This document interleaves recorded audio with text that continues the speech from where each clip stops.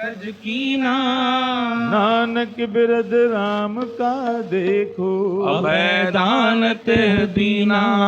महिमा साधु संग की सुनो मेरे मीता, पिंगुल पर्वत पार परे, हल चतुर बकीता। पिंगुल पर्वत पार परे, हल चतुर बकीता। सभी प्यार से बोलिए धन गुरु अर्जन देव, धन गुरु अर्जन देव, धन गुरु अर्जन देव, धन गुरु अर्जन देव, धन गुरु अर्जन देव। जग जीवन ऐसा सुपने जैसा, सुपने जैसा, सुपने जैसा। जग जीवन ऐसा सुपने जैसा, सुपने जैसा, सुपने जैसा। जग जीवन ऐसा सुपने जैसा, सुपने जैसा, सुपने जैसा। जग जीवन ऐसा सुपने जैसा, सुपने जैसा, सुपने जैसा। जीवन सुपन समानम, जीवन सुपन समानम। हो जीवन सुपन समानम, जीवन सुपन समानम। जग जीवन ऐसा सुपने जैसा, सुपने जैसा, सुपने जैसा। जग जीवन ऐसा सुपने जैसा, सुपने जैसा, सुपने जैसा। साच कर हम गांठ दीने, गांठ दीने। साच कर हम गांठ दीनी, गांठ दीनी। साच कर हम गांठ दीने, गांठ दीने। साच कर हम गांठ दीनी, गांठ दीनी। छोट परम निदानम, छोड़ परम निदानम। छोट परम निदानम। छोड़ परम निदानम। जग जीवन ऐसा सुपने जैसा, सुपने जैसा, सुपने जैसा। जग जीवन ऐसा सुपने जैसा, सुपने जैसा, सुपने जैसा। सुपने जैसा, सुपने जैसा, सुपने जैसा, सुपने जैसा। बाबा माया मोहित कीन, मोहित कीन।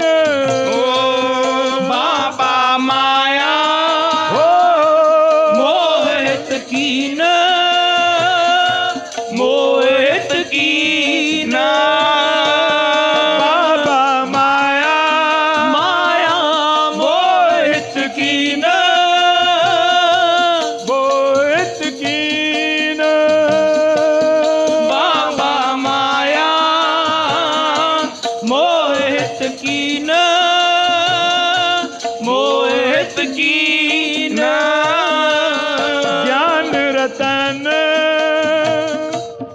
जिन ज्ञान रतन हेरे लीन हेरे लीन ज्ञान रतन हेर लीन हेर लीन जीवन सुपन समानम जीवन सुपन समानम जीवन सुपन समानम जीवन सुपन समानम जग जीवन ऐसा ऐसा सुपने जैसा सुपने जैसा सुपने जैसा जग जीवन ऐसा ऐसा सुपने जैसा सुपने जैसा सुपने जैसा नैन देख पतंग उड़ जाए पतंग उड़ जाए नैन देख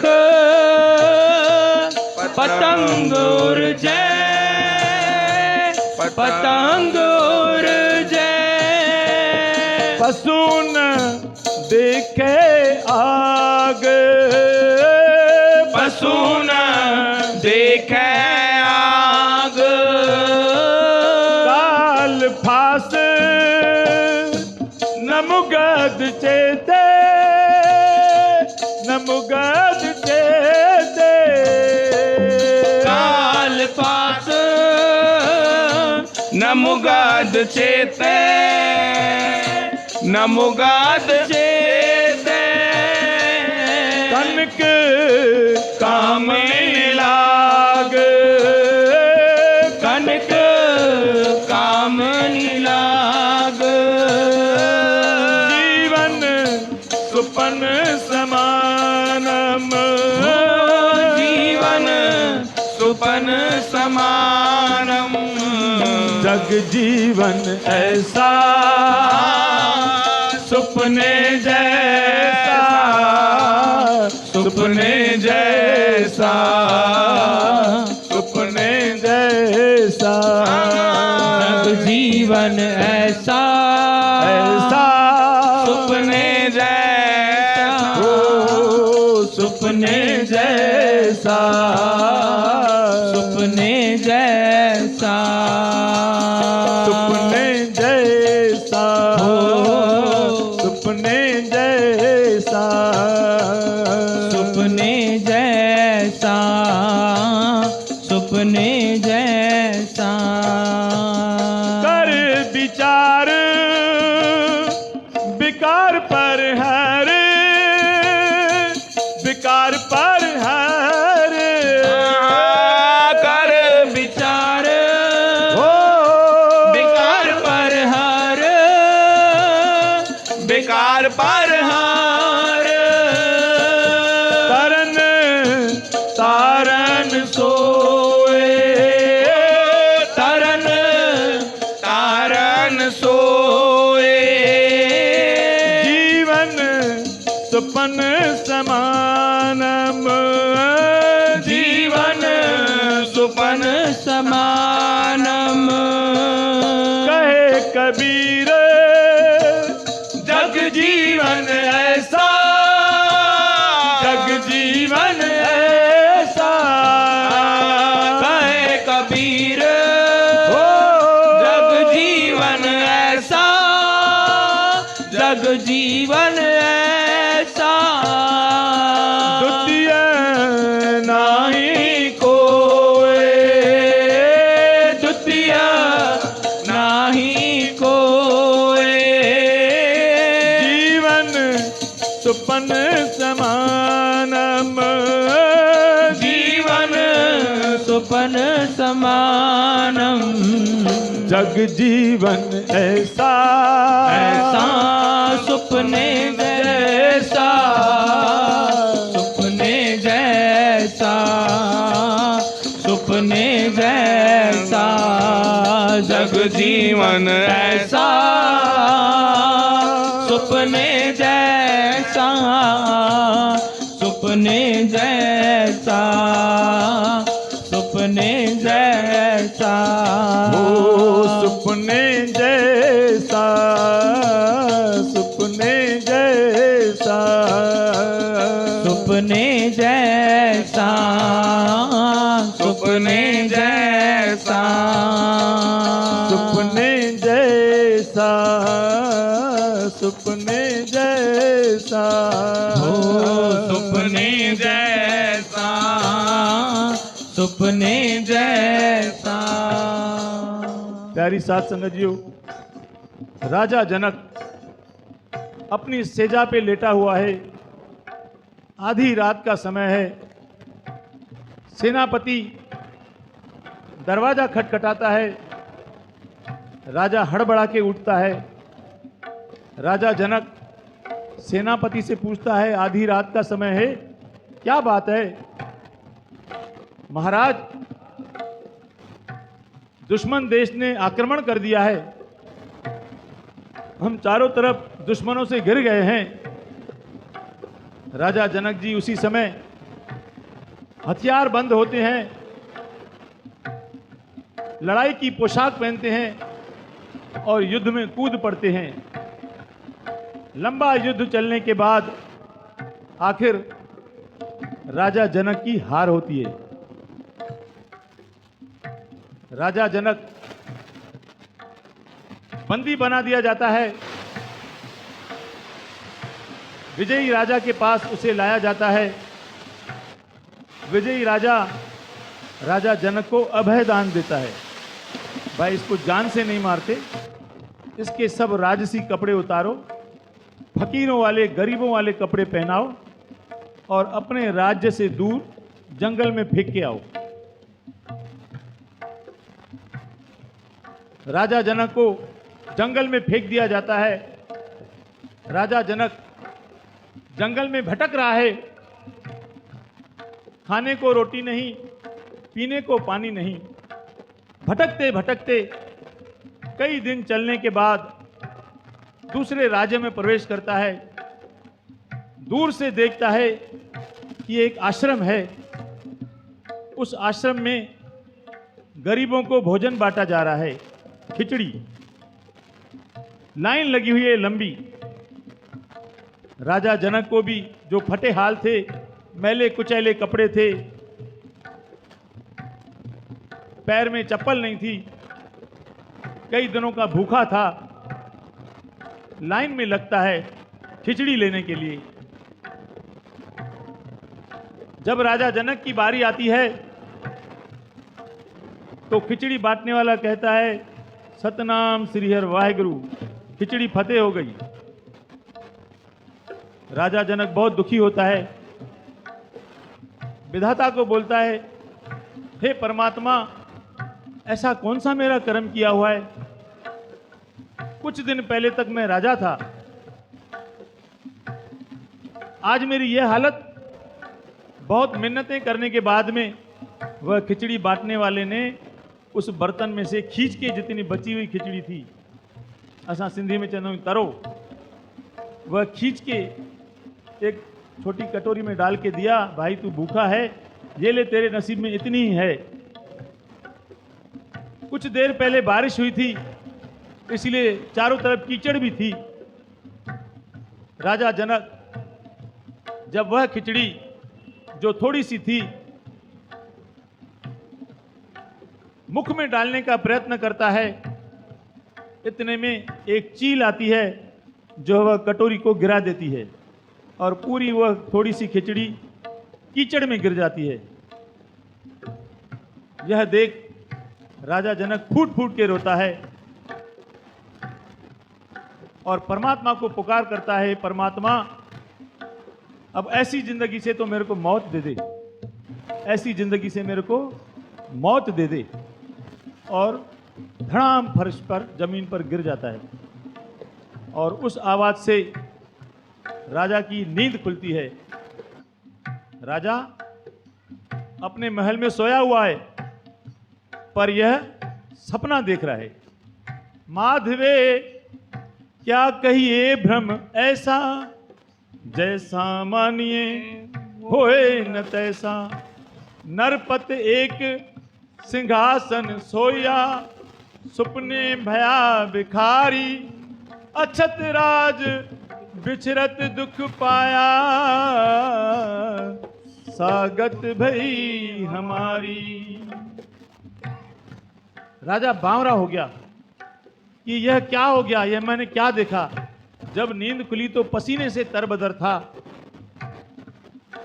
हड़बड़ा कर उठा और सिर्फ यह बढ़ाने लगा कि ये सच है या वो सच है।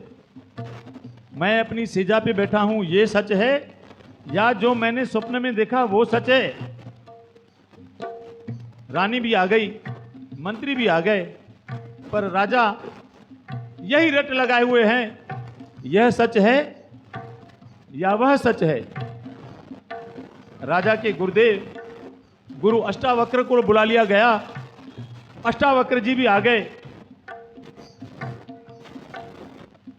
अष्टावक्र अंतर्यामी थे, समझ गए कि ये राजा क्या पूछ रहे हैं। राजन पूछ रहा है, गुरुदेव यह सच है या वह सच था, वह सच है या यह सच है। गुरु अष्टावक्र जी कहते हैं, राजा न वो सच था न ये सच है। वो भी झूठ था और जो तुम पलंग पे बैठे हो अपने महल में, यह भी झूठ है। जग जीवन ऐसा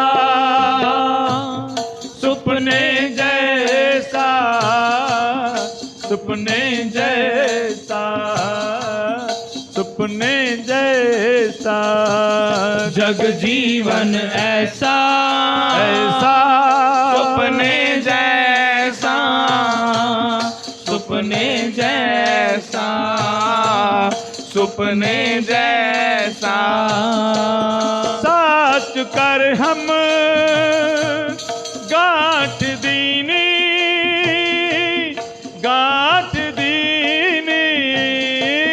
साच कर हम गाठ दीनी, गाठ दीनी। भगत कबीरदास जी फरमाते हैं, हमने इस बात को गांठ बांध ली है। साच कर हम गांठ दीनी, गांठ बांध ली है कि यह जग सच है। जबकि गुरुदेव की वाणी फरमाती है, राम गयो रावण गयो, जाको बो परिवार। कहो नानक फिर किछ नाही, सुपने ज्यों संसार। यह पूरा जगत स्वप्न के समान है। जैसे हम रात का सपना देखते हैं, उस समय हम अचेतन अवस्था में अपनी शैया पे लेटे रहते हैं। सच से उसका कोई वास्ता नहीं है। स्वप्न में हमारी कभी लॉटरी निकलती है, स्वप्न में कभी हम बीमार होते हैं, स्वप्न में कभी हम नागपुर में बैठे हैं लेकिन मुंबई में पहुंच जाते हैं।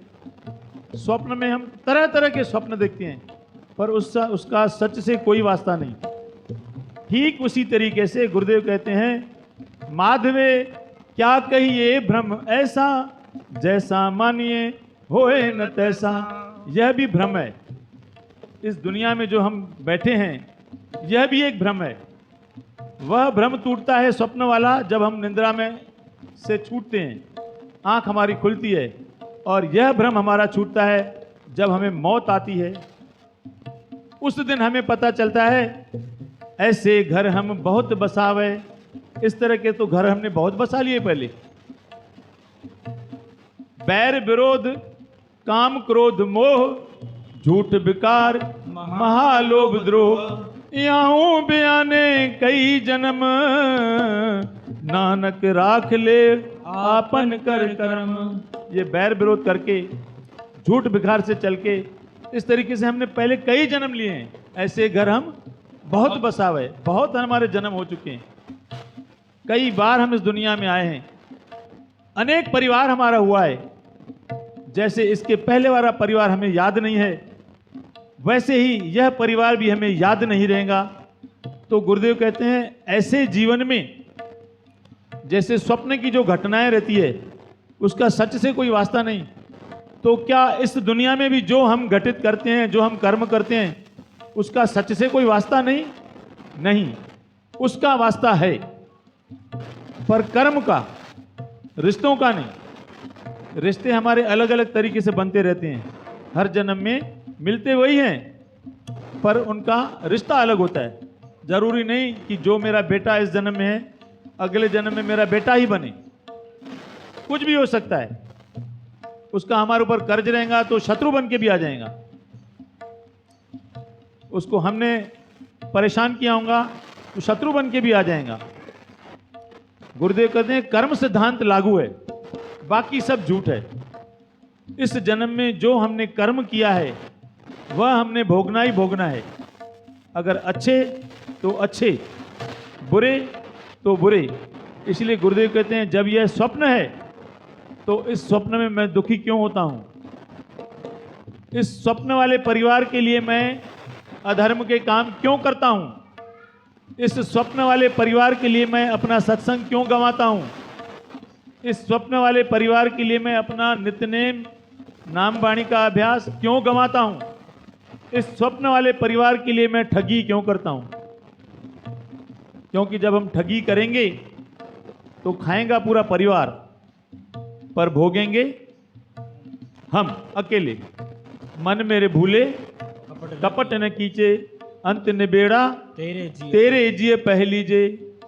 अंत निबेड़ा सिर्फ हमें अकेला ही देना है। इसीलिए गुरुदेव फरमाते हैं जग जीवन ऐसा सुपने जैसा, जीवन सुपन समानम। यह जीवन स्वप्न के समान समाया हुआ है, स्वप्न के समान है। तो जब यह एक स्वप्न है, जब इसमें से स्थिर कुछ नहीं रहेगा, स्थिर कुछ नहीं रहेगा, तो स्थिर क्या रहेगा? नानक थिर हर भगत है तेरा खो मन माहे। परमात्मा की भक्ति स्थिर रहेगी, क्योंकि यह कर्म भूमि है।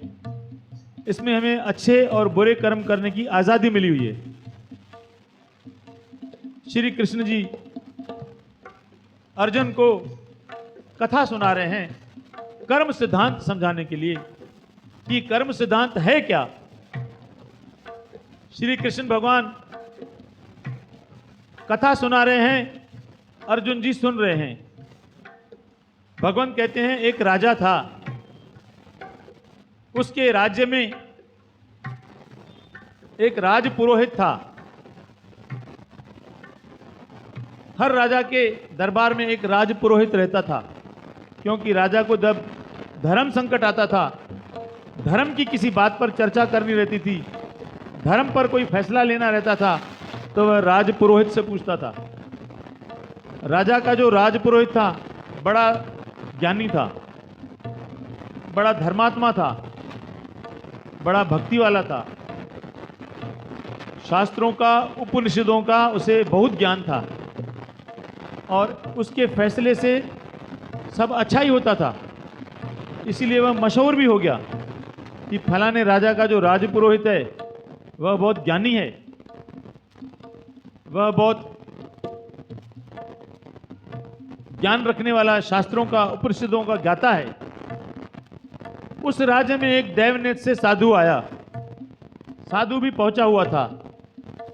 जब साधु के कान में बात पड़ी कि जिस राज्य में मैं आया हूं उस राज्य का जो राज पुरोहित है वो बहुत बड़ा ज्ञानी है, तो साधु की भी इच्छा हुई कि मैं ऐसे ज्ञानी के दर्शन करूं। क्योंकि भगवान के जो भक्त रहते हैं उनके दर्शन करने की अभिलाषा गुरु रामदास जी को भी रहती थी। इसलिए उन्होंने फरमा दिया है गुरुमुख ढूंढ ढूंढे दिया हर सज्जन लधा राम राजे। गुरुमुखों को ढूंढना चाहिए, नाम जपने वालों को ढूंढना चाहिए, उसकी संगत करनी चाहिए, क्योंकि उसकी संगत करने से हमारा जीवन धर्म के प्रति मुड़ जाता है। संगत एक अलग सब्जेक्ट है, अलग प्रकरण है। साधु की भी इच्छा हुई कि मैं ऐसे राजपुरोहित के दर्शन करूं और उससे कुछ वचन विलास करूं। राजा के दरबार में साधु आया। राजा ने साधु की बड़ी खातिरदारी की। राजा भी धर्मी था। साधु ने कहा, राजन, मैंने सुना है तुम्हारे जो राजपुरोहित जी हैं बड़े ज्ञानी हैं। हाँ महात्मा जी, ज्ञानी तो है, सब प्रकार के ज्ञान है उनके पास। मुझे भी कुछ एक दो सवाल करने की इच्छा है। बिल्कुल, आप मेहमान खाने में जाइए, आराम कीजिए। कल सुबह दरबार लगाएंगे, राजपुरोहित को भी बुलाएंगे, आप उनसे वचन विलास कर लेना। आपको जो पूछना है पूछ लेना। दूसरा दिन हुआ। राजपुरोहित भी बैठे हैं, राजा भी बैठे हैं और वह साधु भी बैठा है। साधु राजपुरोहित को नमस्कार करता है, राजपुरोहित साधु को नमस्कार करता है।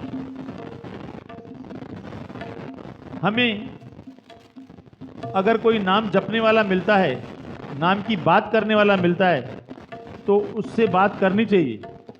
संत मिले किछ सुनिए, किछ कहिए, मिले असंत मसट कर रहिए।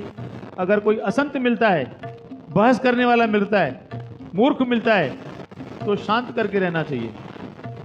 पर कोई ज्ञानी मिलता है तो कुछ सुनना चाहिए, कुछ कहना चाहिए।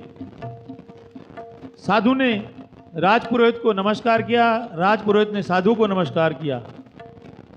अब साधु सवाल करते हैं, कहते हैं, राजन, मेरे 3 सवाल हैं। राजपुरोहित कहता है, फरमाइए, कौन से आपके 3 सवाल हैं?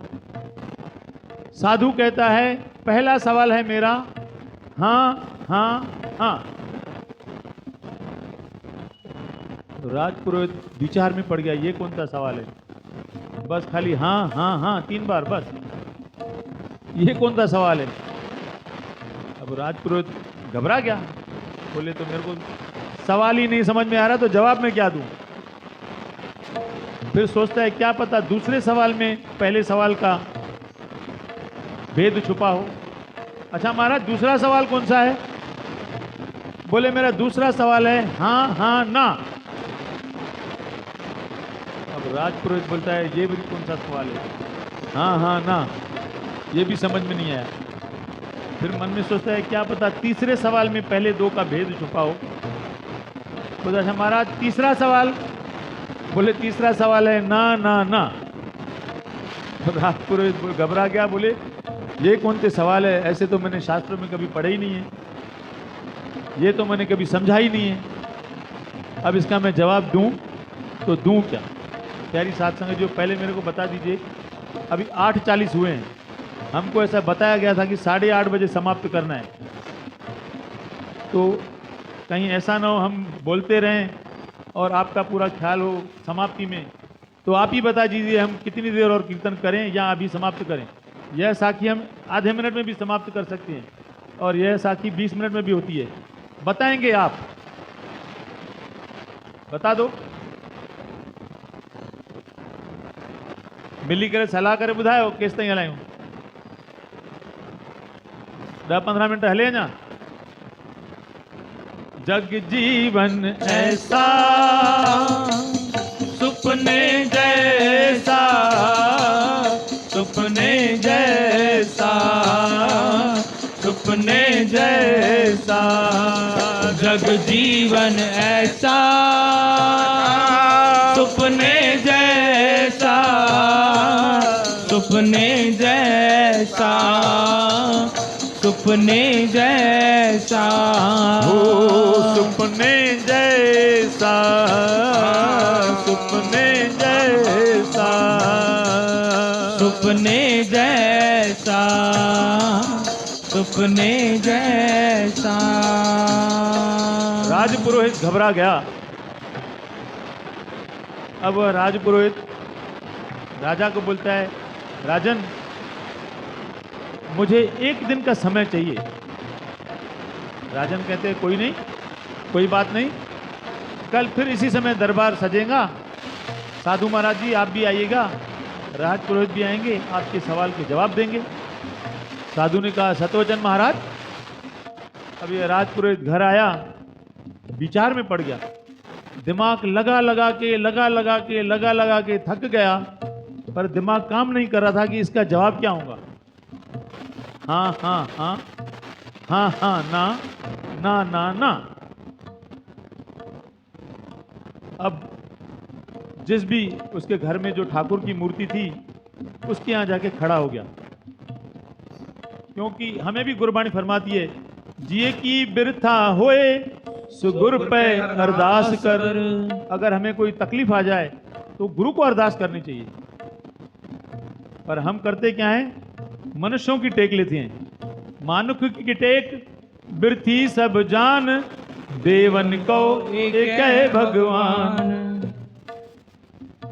अब साधु राजपुरोहित ठाकुर जी की मूर्ति के आगे पुकार करता है, गई बहोड़ बंदी छोड़, निरंकार दुखदारी, कर्म न जाना धर्म न जाना, लोभी मायाधारी, नाम पर्यो भगत गोविंद का,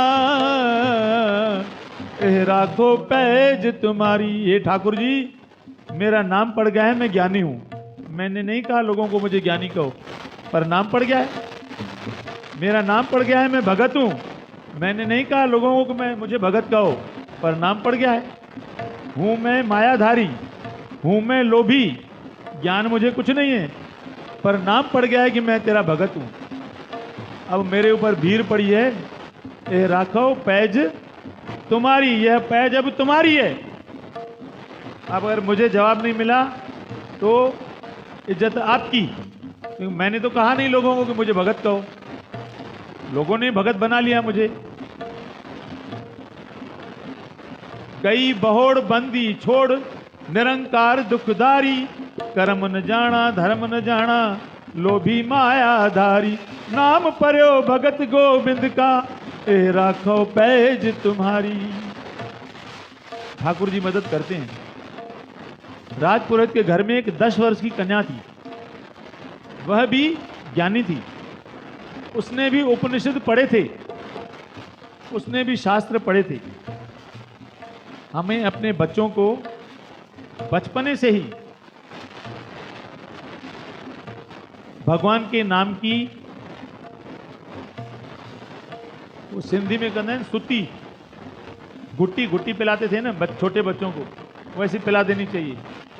यानी छोटपन में ही हमें अपने बच्चों को लेके आना चाहिए। जैसे बच्चा ये शोर कर रहा था, मेरे मन में आया, ये भी बच्चा शोर कर रहा है, मेरे मन में आया कि मैं कहूँ, पर फिर मेरे ही मन ने मुझे समझाया कि इन्हें अब नहीं लेके आएंगे तो इन्हें आदत कब पड़ेगी, इसीलिए थोड़ा तू ही अपने मन को समझा ले, शोर करते हैं तो करने दे। तो 10 वर्ष की बालिका अपने पिता को कहती है, राजपुरोहित को, बाबा आप बहुत परेशान दिख रहे हैं, क्या बात है? कुछ नहीं पुत्री, तू जाके बाहर खेल, ये बात तुम्हें समझ में नहीं आएगी। बाबा एक बार बताओ तो सही। बेटा तुमको बोला तुम बाहर जाके खेलो, तुम्हारे खेलने की अवस्था है अभी। पर लड़की ने हार नहीं मानी, तीसरी बार बोलती है, बाबा कहते हैं कि बच्चों को नजरअंदाज नहीं करना चाहिए, अंडर एस्टिमेट नहीं करना चाहिए, क्योंकि कभी कभी बच्चे भी काम की बात कर लेते हैं। इसलिए आप मुझे बता दो कि आप परेशान क्यों हैं। ज्यादा से ज्यादा मैं नहीं समझ सकूंगी, मैं आपकी मदद नहीं करूंगी, क्या पता मुझे समझ आ जाए। तो राजपुरोहित कहते हैं ठीक है, पूरी दरबार की घटना सुनाते हैं। आज ऐसा ऐसा हुआ, एक साधु जी आए थे, उनके 3 सवाल थे, हाँ हाँ हाँ, हाँ हाँ ना, ना ना ना। बोले बस पिताजी इतनी सी बात? ये तो बोले मुझे समझता है। पुरोहित जी हैरान हो गए, बोले बेटा तुमको समझता है? हाँ। बोले मेरे पास जवाब है इसका, बताओ। बोले हमारे मोहल्ले में वो एक सेठ रहते हैं। बोले हाँ रहते हैं। बोले वो भगत है भगवान के? बोले हाँ। वह बोले दयावान है? हाँ। वह भगवान की भक्ति करते हैं, सत्संग करते हैं? भलाई के कार्य करते हैं, उनके पास पैसा भी खूब है। हाँ, तो बोले आप बताओ उनके पास पैसा खूब क्यों है? तो पुरोहित जी कहते हैं इसके पहले वो पहले जन्म में भक्ति करके आए थे, इसीलिए पैसा था, अभी है। और बोले अभी जो भलाई के कार्य कर रहे हैं, नाम जप रहे हैं, उसका आगे इसको प्रतिशत क्या मिलेगा? बोले इसको आगे प्रतिशत यह मिलेगा कि यह फिर से पैसे वाला होगा, फिर से नाम जपने वाला होगा। तो बोले यह है हाँ, यानी पहले नाम जप के आया है, हाँ, उसकी वजह से आज उसको नाम है, शोहरत है, पैसा है, और आज वह जप रहा है, इसकी वजह से आगे हाँ, आगे इसके पास फिर से पैसा आने वाला है, फिर से यह नाम जपने वाला बनेगा। यह है हाँ हाँ हाँ। राजपुरोहित बोले अब तो मुझे हाँ हाँ ना समझने की जरूरत ही नहीं है। बोले अब मुझे सब समझ में आ गया। बोले तुमने मेरे को भेद दे दिया, पर हमें तो समझना है, संगत को समझना है। राजपुरोहित तो ज्ञानी थे, वह एक सवाल में ही बाकी दो के जवाब भी समझ लिए। हमें समझना है कि बाकी दो के जवाब क्या है। पहले सवाल का जवाब है हाँ हाँ हाँ, यानी आज जिनके पास पैसा है, पद है, प्रतिष्ठा है, वह पहले नाम जप के आए हैं। मन मूरख का है बिललाइए, पुरब लिखे काल किया पाइए, संपे को ईश्वर ध्याइए। संपे पुरब लिखे की पाइए। जो संपत्ति हमें मिली है वह पुरब लिखे की मिली है, और जिनके पास नहीं है, जिनके पास है और वह आज भी नाम जपते हैं, तो उन्हें आगे भी होंगी। यह हो गया हाँ हाँ और आगे हाँ। अब दूसरा सवाल हाँ हाँ ना। जिन्होंने पहले नाम जपा है, जिसकी वजह से आज उन्हें कई कोट बैठत ही खाए वाली अवस्था मिली हुई है, बैठे बैठे खाते हैं। बड़े बड़े कल कारखाने चलते हैं, बड़ी बड़ी फैक्ट्रियां चलती है, बड़ा पैसा है, बड़ा सुख साधन है। जब पहले नाम जप के आए हैं, पहले हाँ, आज उसका प्रतिशत मिला है हाँ, लेकिन अभी वह नाम नहीं जप रहे। अभी वह मगन रहो माया में निस दिन, छुट्टी न मन की काई। उनकी अवस्था ऐसी है, माया में लिप्त हैं, कारोबार में लिप्त हैं। मत भूल मत देख भूला विसरे, तेरा चित्त ना आवे ना। अभी उसके चित्त में नाम नहीं है, तो हाँ पहले नाम जप के आया है, अभी पैसे वाला है हाँ, आगे होंगी ना। जिन ऐसा हर नाम न चेतियो, से काहे जग आए राम राजे। गुणवते हर नाम न बीजियो, आगे भूखा क्या खाए। आगे वह भूखा बनेगा, भिखारी बनेगा। हाँ हाँ आगे ना। अब तीसरा सवाल ना ना ना। उसने पहले भी नाम नहीं जपा है, इसीलिए अभी बना है दर दर का भिखारी, पैसे का मोहताज। केतिया दुख भूख सदमार, सदाई दुखन है बुखन जी मार। एह बदात तेरी दाता। यह पहले नाम नहीं जपा था, पहले ना। अभी उसके पास कुछ भी नहीं है, अभी भी ना, पर दुख में दुखी होकर के अभी भी उसे समझ नहीं आई है, अभी भी नाम नहीं जप रहा है, अभी भी जपजी साहब नहीं पढ़ता, अभी भी सुखमनी नहीं पढ़ता, अभी भी दरबार नहीं जाता, अभी भी भगवान के भजन नहीं गाता, आगे भी ना। ना यानी अभी जितना गरीब है उसे और ज्यादा गरीब, कहाँ गरीबी जी कितने। ना ना ना, यह है कर्म सिद्धांत। यह श्री कृष्ण जी भगवान अर्जुन को समझा रहे हैं, अर्जुन यह कर्म सिद्धांत है, यह कर्म भूमि है, सब कुछ झूठ है, सब कुछ सुपने के समान है, पर यह जो कर्मों की गठड़ी है यह सुपने के समान नहीं है। जेहा बीजे सो लुणे, कर्मा संदड़ा खेत। यह कर्म भूमि है, इस कर्म भूमि में जो हम बीजेंगे वह हम पाएंगे। बीजे बिख मंगे अमृत, आप जहर पोखेंगे अमृत नहीं मिलेगा, ऐसा न्याय नहीं होगा। जो बीजे जेहा बीजे सो लूणे, वही काटना पड़ेगा आपको। आप पे बीज आपे ही खाओ, यह कर्म सिद्धांत है। तो हमें भी यह कर्म सिद्धांत समझना है, हमें अपने घर के लोगों को यह कर्म सिद्धांत समझाना है। जो जुड़े हुए हैं वह औरों को जोड़े। आप जपाओ, अवरह नाम जपाओ। काटा आगे बढ़ रहा है। जग जीवन ऐसा सुपने जैसा, सुपने जैसा, सुपने जैसा, जग जीवन ऐसा हो सुपने जैसा, सुपने जैसा, सुपने जैसा, जीवन सुपन समानम, जीवन सुपन समानम, जीवन सुपन समानम, हो जीवन सुपन समानम, जग जीवन ऐसा ऐसा सुपने जैसा, सुपने जैसा, सुपने जैसा, जग जीवन ऐसा ऐसा, सुपने जैसा, सुपने जैसा, सुपने जैसा, सुपने जैसा, सुपने जैसा, हो सुपने जैसा, सुपने जैसा, सुपने जैसा, सुपने जैसा, सुपने जैसा, सुपने जैसा, सुपने जैसा, सुपने जैसा, सुपने जैसा, सुपने जैसा, सुपने जैसा। बोल गुरु नानक देव की जय, बोल गुरु गोबिंद सिंह महाराज की जय, बोल गुरु ग्रंथ साहिब की, बोल गुरु नानक देव। जंहिंखे बि गुरुनि जूं मूर्तियूं खपनि, जपजी साहिब खपे, दुख भंजनी खपे। दुख भंजनी असांजे घर में ज़रूरु हुजणु खपे, छाकाणि ॾुखियो सवलो समय सभिनी ते अचे थो।